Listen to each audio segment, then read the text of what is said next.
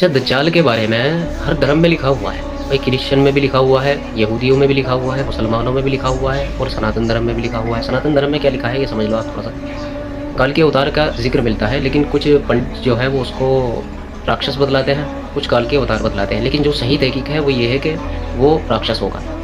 لیکن بتانے والی بات یہ ہے کہ جب سبھی دھرموں میں یہ چیز لکھی ہوئی ہے تو پھر یہودی اس کی تیاری میں کیوں لگے ہوئے ہیں، یہودی اس کو بلانے میں کیوں لگے ہوئے ہیں؟ یہاں پر یہ سوال تو آتا ہے نا۔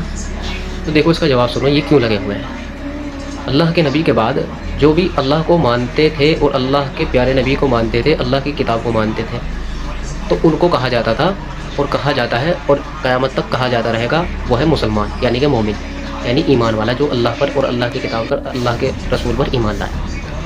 لیکن اللہ کے نبی سے پہلے جو اللہ کو مانتے تھے، اللہ کے نبی کو مانتے تھے، ان کو کیا کہا جاتا تھا؟ ان کو مسلمان نہیں کہا جاتا تھا۔ اس کو مسلمان تو صرف ایک نام ہے، ایک پہچان ہے، یعنی جس نے اللہ رب العزت کے وجود کا اقرار کیا، اللہ کی کتاب کا اقرار کیا اور اللہ کے نبی کا اقرار کیا اور اسلام کو اپنایا، اس کو مسلمان کہا جائے۔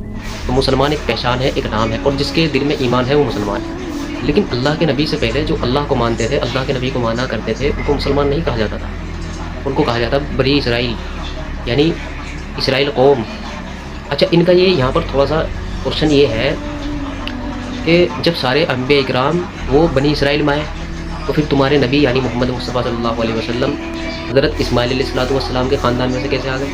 بھائی ہم حضرت اسماعیل علیہ السلام کے خاندان میں سے ہی تو ہیں، ان کی قوم میں سے ہی تو ہیں ہم۔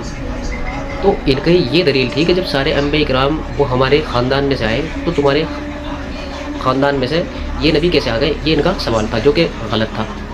بھائی وہ تو اللہ رب العزت کی مرضی ہے نا، وہ جیسا چاہے وہ کر دے، اور اس نے قرآن کریم نازل کیا، اللہ کے نبی کو پیدا فرمایا اور آخری نبی کو پیدا فرمایا، تو وہ اللہ رب العزت ہے، وہ کچھ بھی کر سکتا ہے۔ لیکن ان کے بے جات سوال ہیں۔ تو بتانے کا مقصد یہ ہے کہ جب دجال کے بارے میں ہر دھرم میں لکھا ہوا ہے تو اس کی تیاری میں کیوں لگے ہوئے ہیں؟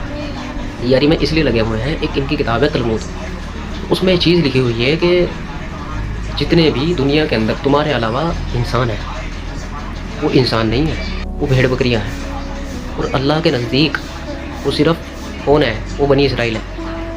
سمجھ رہے ہیں آپ؟ ان کے دھرم میں یہ چیز لکھی ہوئی ہے، اور یہ اللہ کے وجود کا انکار نہیں کرتے ہیں، یہ بھی آپ سمجھیں۔ اب رہی بات جو ان کی سازشیں ہیں، جو یہ گانا وغیرہ بجاتے ہیں، تو یہ سب چیز جو ہے وہ سازش کے تحت کرتے ہیں، چونکہ یہ جو قوم ہے بہت سازش بری ہے۔